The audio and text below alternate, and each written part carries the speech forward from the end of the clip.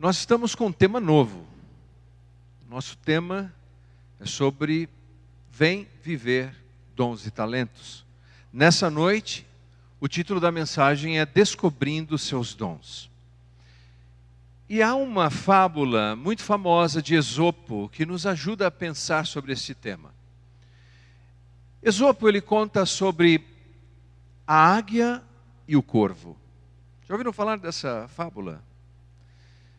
Ele conta que um dia a águia estava voando sobre um aprisco. E ali estavam várias ovelhas, pequenos cordeiros. E num instante, a águia abriu as suas asas, observando um cordeiro, se lançou. Apanhou com as suas garras poderosas e levou para o alto. Tinha um corvo, pequenino, observando aquilo. E o corvo ficou tão impressionado com a águia, que ele disse, eu acho que eu também consigo fazer isso. Abriu suas pequenas asas, olhou no aprisco, viu um carneiro, o maior, e se lançou desengonçadamente em direção ao carneiro. Abriu as suas pequenas garras e se embolou com a lã do carneiro, a asa, e não conseguia se desvencilhar. O pastor, olhando aquela situação, foi até onde estava o carneiro e o corvo e começou a cortar a lã, desprendendo a asa e as pequenas patas do corvo. Mas ele decidiu fazer o seguinte, cortou a asa do corvo e levou ele para casa. E disse para os filhos, olha, o papai trouxe um brinquedo para vocês, um pássaro. E as crianças encantadas perguntavam, papai, que pássaro é esse? Que tipo de pássaro é esse? Ele disse, esse pássaro é um corvo, que pensava ser uma águia. Você sabe que o fabulista Esopo costumava concluir com, a moral da história é, você não deve tentar ser quem você não é, nem invejar os dons e talentos que pertencem a outros. Você deve procurar viver plenamente, com excelência, os dons e talentos que você recebeu. E o apóstolo Paulo, inspirado pelo Espírito Santo, escreve um capítulo clássico sobre este tema, que se encontra na primeira carta de Paulo aos Coríntios, no capítulo 12. Meditamos brevemente na semana passada sobre esse texto. E hoje nós vamos considerar o versículo 31. Abra sua Bíblia, primeira carta de Paulo aos Coríntios, capítulo 12, versículo 31. Nós vamos ler em diferentes traduções para percebermos a nuance que cada tradutor percebeu nesse texto. 1 aos Coríntios, capítulo 12, versículo 31. Almeida, Revista Atualizada. Portanto, procurai com zelo os melhores dons, e eu vos mostrarei um caminho ainda mais excelente. NVI, Nova Versão Internacional. Entretanto, busquem com dedicação os melhores dons. Passo agora a mostrar-lhes um caminho ainda mais excelente. NVT, Nova Versão Transformadora. Portanto, desejem intensamente os dons mais úteis. Eu costumo sempre destacar e apontar que nós devemos considerar o texto a partir dos seus conectores. E se você observou a leitura, independente da tradução, seja ao meio da Revista Atualizada, a NVI ou a NVT, todas começam com, portanto, entretanto, portanto. Esse conector aponta para os argumentos que Paulo apresentou anteriormente neste capítulo. É como se Paulo utilizasse um retrovisor e olhasse para a discussão que ele apresentou sobre os dons espirituais. Lembre-se, a igreja de Corinto era uma igreja problemática. Era uma igreja dividida, uma igreja carnal, embora tivesse muitas manifestações carismáticas. Essas manifestações, esses dons e talentos, não querem dizer que uma pessoa seja madura. E Paulo aponta, então, nesse retrovisor e fala, por causa de tudo que consideramos nestes dons e a importância deles, ele usa a metáfora do corpo, como o presbítero Paulo citou algumas vezes nessa noite, ele disse, como um corpo, existem vários dons, várias habilidades, e cada um deles tem um valor e uma importância. Portanto, buscai com zelo, desejai, procurai com zelo os melhores dons. E imediatamente Paulo então agora acende um farol de milha e olha para frente. Ele dizia, eu passo a mostrar a vocês um caminho mais excelente. E qual é esse caminho mais excelente? É o capítulo 13. É o capítulo que fala sobre o amor. O hino do amor. Camões falou sobre ele, Legião Urbana cantou sobre ele, e o texto fala desse valor e da importância de que toda habilidade, todo talento e todo dom aconteça dentro dessa atmosfera, deste ambiente de amor. É bastante interessante que Paulo tenha considerado nesse texto uma palavra-chave, amor sacrificial, ágape no grego. Você sabe que as versões mais antigas, e talvez alguns vão lembrar, não todos, porque temos muitos jovens aqui, mas os mais vividos, experientes, aqueles que têm Bíblias vintages, antigas, vão lembrar que a tradução, antigamente, de Coríntios capítulo 13, dizia assim, ainda que eu falasse a língua dos homens e dos anjos, se eu não tiver caridade, quem lembra disso? Caridade. Porque traduziram a palavra ágape por caridade, que é um tipo de amor ativo, de um amor que ajuda o próximo, que pensa no outro. Mas a linguagem é dinâmica, as palavras vão recebendo um novo sentido.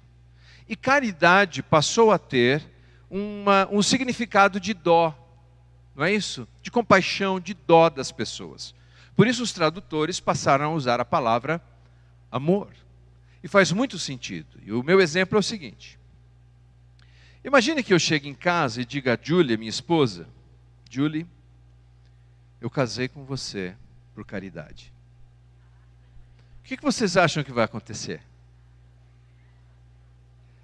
É melhor que eu use a palavra eu casei com você por... É exatamente o que os tradutores fizeram. Mas nós precisamos levar em consideração que a ideia do caminho mais excelente tem uma perspectiva altruísta que considera o outro. Portanto, esse versículo 31, que olha para trás e diz assim, entretanto, portanto, busquem, eu aprecio isso, busquem os melhores dons, e também olha para frente e diz, mas tem um caminho mais excelente, que é esse ambiente do amor. Tem 3 lições para nos ensinar. Quando buscamos descobrir, desvendar os nossos dons e habilidades, devemos sempre levar em consideração unidade. Devemos sempre levar em consideração a utilidade e a fraternidade.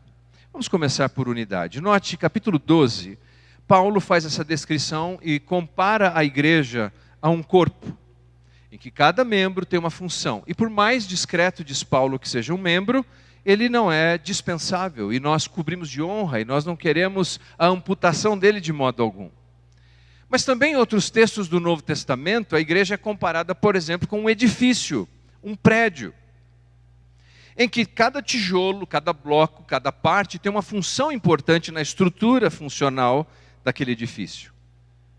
Na carta de Paulo a Timóteo, ele compara a vida em igreja a uma casa. Ele diz que a igreja é a casa de Deus.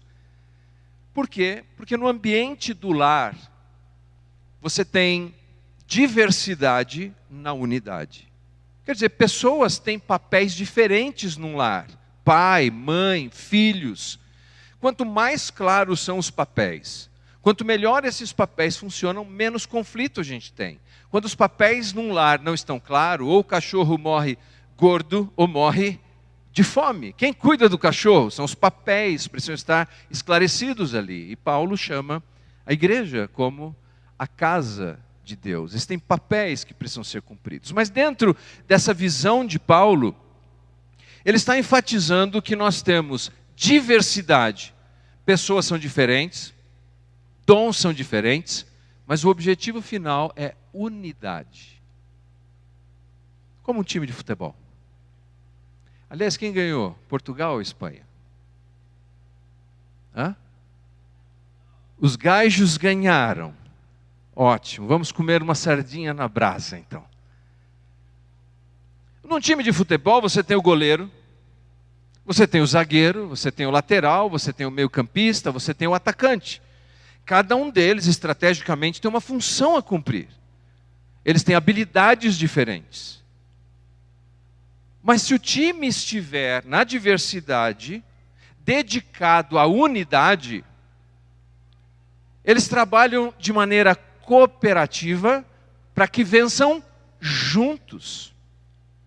Quando o Brasil perdeu uma das Copas, eu me lembro que a crítica que fizeram era essa. Eles pegaram algumas imagens dos jogos e mostravam os jogadores fenomenais que nós tínhamos. Na época eles diziam que nós tínhamos quadrado mágico, triângulo mágico, círculo mágico.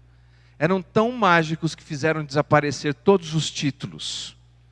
Mas eles mostravam o seguinte, que os jogadores, embora individualmente fossem excelentes, e do ponto de vista de nós brasileiros, os melhores do mundo, individualmente, eles não eram um time. Quando fazia um gol, ele corria sozinho na direção oposta, perto da placa do seu patrocinador. O sucesso era dele, era individual, não coletivo.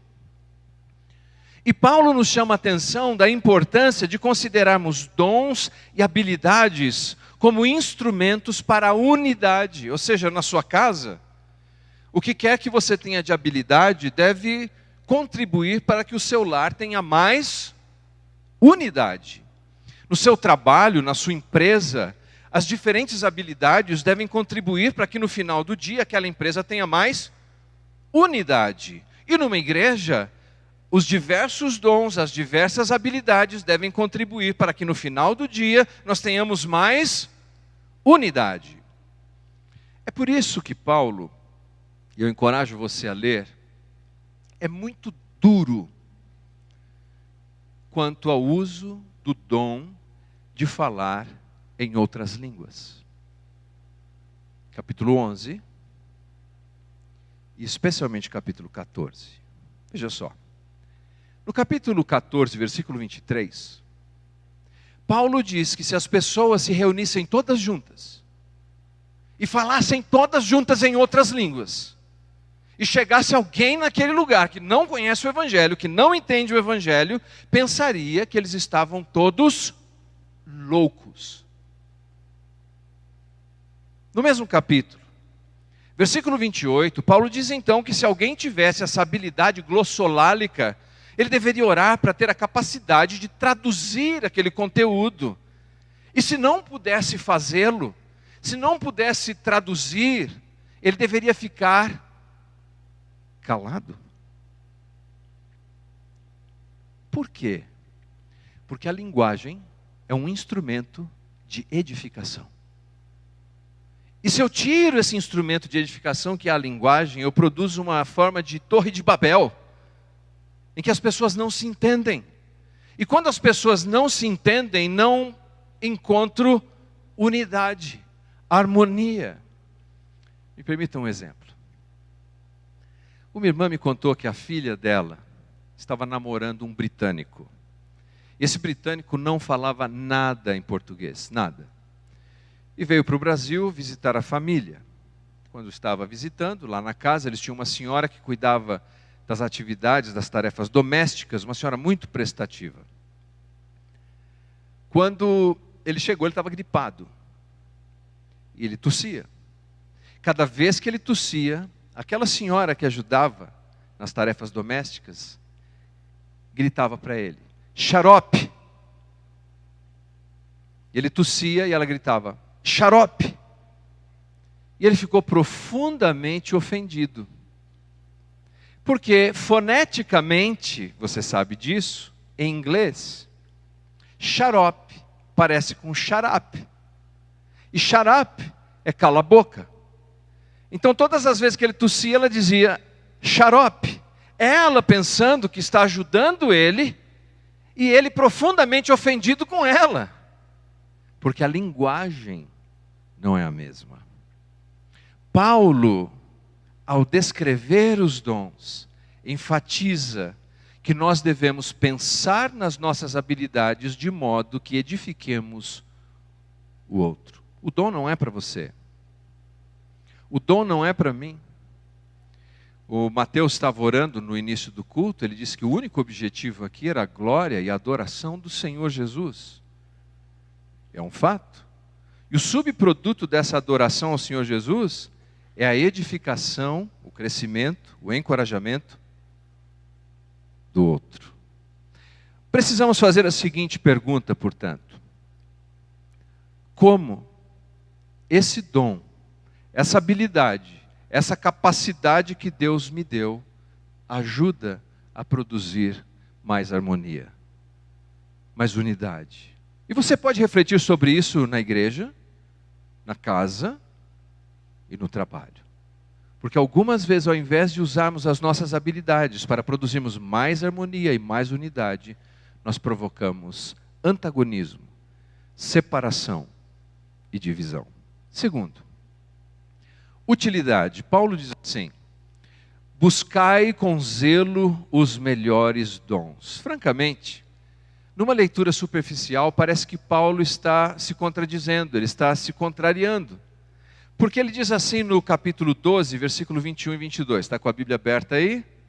Olha só, o texto diz assim: o olho não pode dizer à mão, não preciso de você, nem a cabeça pode dizer aos pés, não preciso de vocês. Ao contrário, os membros do corpo que parecem mais fracos são indispensáveis. Embora tenha feito esse comentário do valor e da importância de todos os dons, agora Paulo diz o quê? Buscai, procurai com zelo os melhores dons. O que ele quer dizer com isso? Meu professor de hermenêutica, Dr. Rayford, dizia assim: Leandro, contexto é tudo. Em que contexto Paulo está dizendo isso? No primeiro, ele está fazendo uma avaliação de origem, de fonte, qualitativa, que todo dom vem de Deus. Vimos isso na semana passada. Vem do Espírito, vem do Senhor e vem de Deus. No entanto, Paulo entende, ao pronunciar no plural, procurai com zelo, buscai com zelo os melhores dons. Não é individual. Não é o indivíduo dizendo, eu vou buscar o melhor dom que eu creio que devo ter. É uma comunidade de pessoas pensando quais são os melhores dons que nos ajudam a crescer, que nos edificam, que nos tornam pessoas mais parecidas com Jesus. Como isso pode acontecer? E nessa atitude plural, Paulo usa uma palavra no grego, é kreitona. Essa palavra significa mais eficiente. Ou como na NVT, mais útil. Qual dom, qual habilidade é mais útil, mais eficiente, mais funcional? Para quê? Para produzir harmonia e unidade. Lá em casa, nós precisamos pensar: que abordagem eu tenho que ter para ter mais harmonia, mais unidade? Na igreja eu tenho que pensar o mesmo. Um exemplo prático, eu espero que você tenha paciência comigo. Você conhece o instrumento chamado kazoo? Alguém toca kazoo? Ok. Talvez ele seja um bom parceiro ali, levantou a mão, o Tiago. Mas até onde sei, eu sou um dos melhores tocadores de kazoo. Eu trouxe um aqui para vocês. Vou fazer apenas uma pequena apresentação, já que é o dia do pastor, eu posso. Deus está aqui. O que vocês acham dessa? Pode ser? Me ajuda então, cante um pedacinho de Deus está aqui.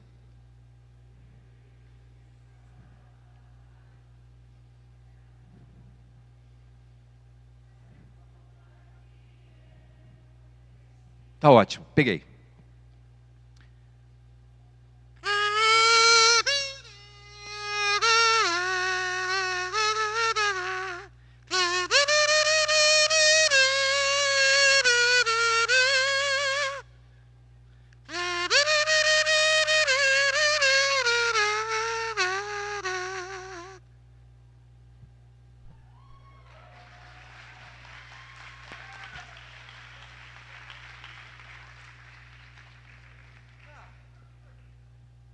Caso é um instrumento útil, não é?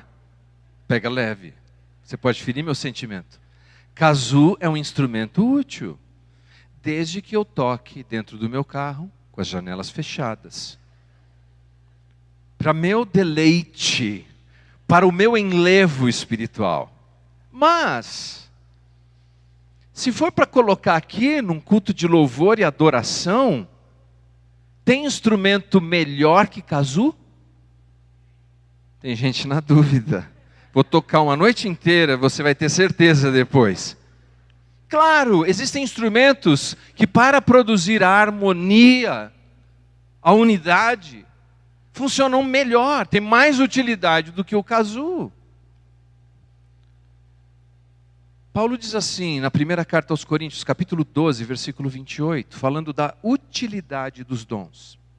Assim, na igreja, Deus estabeleceu primeiramente apóstolos, em segundo lugar, profetas, em terceiro lugar, mestres, depois os que realizam milagres, depois os que têm dons de curar, depois os que têm dons de prestar ajuda, depois de administração e os que falam diferentes línguas.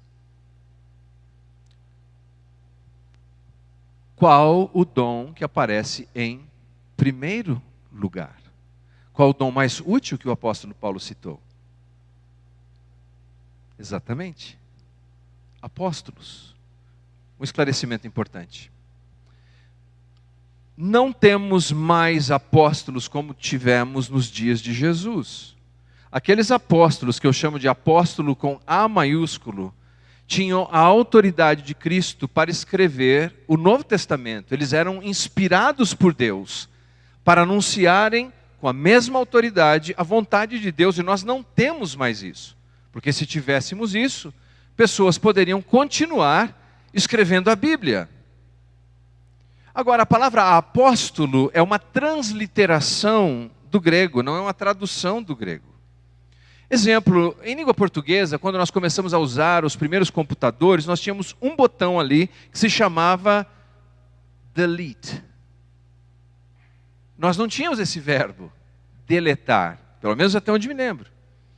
Mas nós estávamos usando o computador e chegava uma hora que a gente tinha que delete. E de tanto apertarmos aquele botão delete, delete, delete, nós criamos o verbo deletar, que é uma transliteração da língua inglesa, não uma tradução. Apóstolo é uma transliteração. A tradução seria missionário. Então, missionários nós temos hoje. Continuando. Na sequência, Paulo, inspirado, fala de profetas. A palavra profeta não é apenas alguém que fica vendo o futuro e adivinhando o que vai acontecer amanhã. Ele diz assim, olha, o porta-voz do governo vai falar. Ele é o profeta do governo. Ele fala em nome do governo. Seria o equivalente hoje de ouvir uma pregação. E depois, Paulo diz assim, e os mestres. Então note, está comigo, diga amém. Note que Paulo está dizendo que os dons mais úteis são dons que estão ligados profundamente à docência, ao ensino da palavra de Deus. Por quê? Porque aquilo em que nós cremos moldará invariavelmente a nossa vida. Eles procurem com zelo os melhores dons. Como comunidade, pensem, quem são as pessoas que podem trazer maior edificação, maior ensino, podem nos capacitar a viver de maneira mais parecida com Jesus. Como o meu dom pode cumprir isso?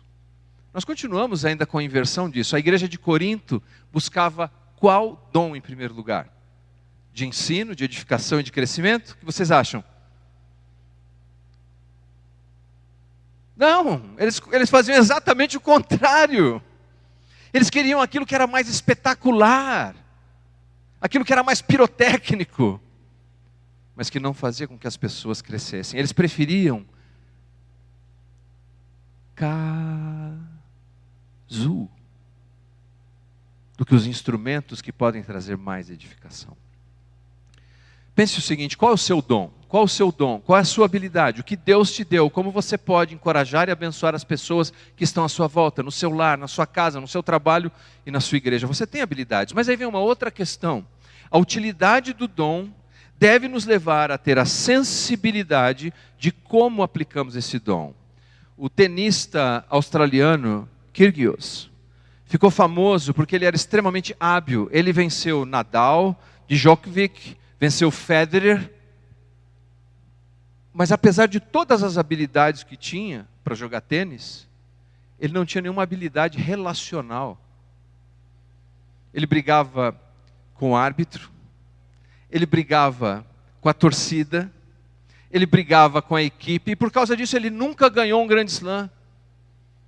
Ele nunca participou de um campeonato de ponta, ele perdeu patrocinadores porque ele não conseguia produzir unidade.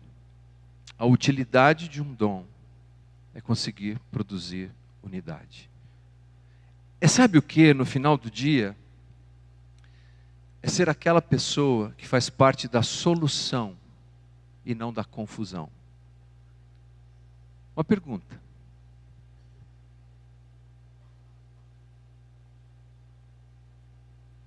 Você faz parte da solução ou você é parte da confusão? Onde você vive, no seu trabalho, na sua casa, na igreja.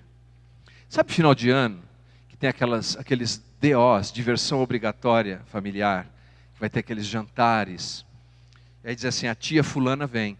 Puxa, tia fulana vem? Vem. E você já sabe que a tia fulana faz parte da confusão. E que coisa difícil, porque todo mundo tem que pisar ali sobre cascas de ovos com a tia fulana. Toda família tem uma tia fulana. Agora, não seria terrível se você fosse a tia fulana? Nós precisamos refletir se o exercício das nossas habilidades nós fazemos parte da confusão ou da solução. Paulo nos exorta aqui a fazermos parte da solução. Descobrir as nossas habilidades para produzir mais harmonia e mais unidade. Terceiro e último ponto. Fraternidade. Romanos capítulo 12 diz assim, uma lista dos dons. Diz que nós devemos amar com sinceridade. É uma lista de dons, mas ele fala do amor. Coríntios, como vimos, capítulo 12, versículo 31, eu apresento um caminho mais excelente. Capítulo 13, ainda que eu fale a língua dos homens e dos anjos, se eu não tiver amor. Carta de Paulo aos Efésios, capítulo 4, outra lista de dons, e ele diz assim: e o amor seja seguido em verdade. Primeira carta de Pedro, capítulo 4, ele fala de exercermos os nossos dons, e ele diz assim: amem sinceramente uns aos outros, porque o amor perdoa muitos pecados. Todas as listas, no seu contexto, sobre habilidades e dons, estabelece que nós devemos fazer o exercício dessas habilidades no ambiente de amor. E o que é esse amor? Eu já disse, originalmente seria caridade. Já entendemos a razão porque usamos a palavra amor. Eu tenho que exercer pensando no outro. Como fazer bem ao outro? Eu tentei tocar kazoo em casa várias vezes, mas eu vi que nem os gatos gostam. Não faz bem ao outro. E se não faz bem ao outro, eu preciso repensar como eu toco kazoo. E você tem que repensar como você usa as suas habilidades, o seu jeito de ser. Porque o dom não é para você, é para o outro. Chegando no final da nossa reflexão, Johnny Cash foi um cantor country americano. Lembram? Um homem de preto. Ele teve muitos problemas na vida, se envolveu com entorpecente, foi adicto. Mas depois de vencer por meio da fé, ele decidiu consagrar e dedicar o seu dom cantando em prisões. Ele não era um pregador, não era necessariamente um evangelista, mas ele apanhou aquele dom, aquela habilidade para abençoar o outro. É esse o nosso desafio. É esse o desejo de Deus para a nossa vida. quanto mais fazemos isso, mais sentido encontramos. Começamos com pássaros, eu quero encerrar com pássaros. Águia. Águia é esse animal belíssimo, que tem força, precisão, ela enxerga quilômetros de distância, tem garras poderosas e, metaforicamente, pode ser comparada com aqueles que têm liderança, visão de longo prazo, resiliência, não é? Talvez aqui nessa noite tenhamos muitas águias. Mas é o único pássaro que existe? Não. E o beija-flor, que bate as suas asas rapidamente 80 vezes por segundo, mas que tem uma graciosidade, as pessoas colocam na janela de casa um bebedouro, para que o beija-flor venha até ali. A figura do beija-flor até inspira poesia. Se algum dia um beija-flor invadir a porta da tua casa, te der um beijo e partir, fui eu que mandei o beijo. Agora, e se dissesse, se um dia a águia invadir a sua casa, abrir a garra e vir na sua... Combina? Não. A águia tem o seu papel, o beija-flor tem o seu papel. A delicadeza. São aquelas pessoas com quem nós encontramos, às vezes tem uma palavra simpática, um sorriso, uma lembrancinha. Olha, estive em tal lugar, eu lembrei de você, está aqui, olha, uma lembrança para você. Aquela pessoa é um beija-flor. Mas nós ainda temos os pássaros cantores, o roxinol, o sabiá, aqueles que literalmente podem cantar, ou que quando falam alguma coisa, puxa, traz uma esperança tão boa. Fala mais que eu quero te ouvir, fala que eu te escuto, não é? Mas de corvo, ninguém quer ser corvo. Mas sabe que o campo de estudo, que são os ornitólogos, eles dizem que o corvo é um dos pássaros mais inteligentes que existe na natureza, que ele tem a capacidade de criar ferramentas para solucionar problemas, que o corvo ele é resistente e vive nas situações mais inóspitas. Não é de admirar que a Bíblia diga que foi um corvo que foi levar sustento ao profeta. Talvez ele represente aquelas pessoas que não aparecem muito, que não tem holofote, não tem microfone na mão, mas que nos bastidores encontram soluções, ajudam as pessoas, encontram caminhos. Eu não sei metaforicamente que pássaro eu ou você seríamos, mas eu sei que nenhum de nós escapa ao propósito de Deus, ao dom que Ele nos dá. Mas no exercício destes dons, meus queridos, nós precisamos pensar primeiro em unidade. Como eu contribuo com a unidade? Como é que eu consigo construir pontes e não cercas? Eu tenho que pensar na utilidade. Esse dom é útil para abençoar quem, como, quando. Eu tenho que pensar em fraternidade. O dom não é para mim, é para a glória de Cristo, é para expressar amor ao outro. Nós estamos ainda oferecendo a oportunidade de você acessar aquele teste do Shape, para você identificar o seu dom e talento, porque nós queremos ver você brilhando, sendo usado para a glória de Deus, para avançar o Evangelho, mas seguindo os parâmetros da palavra de Deus.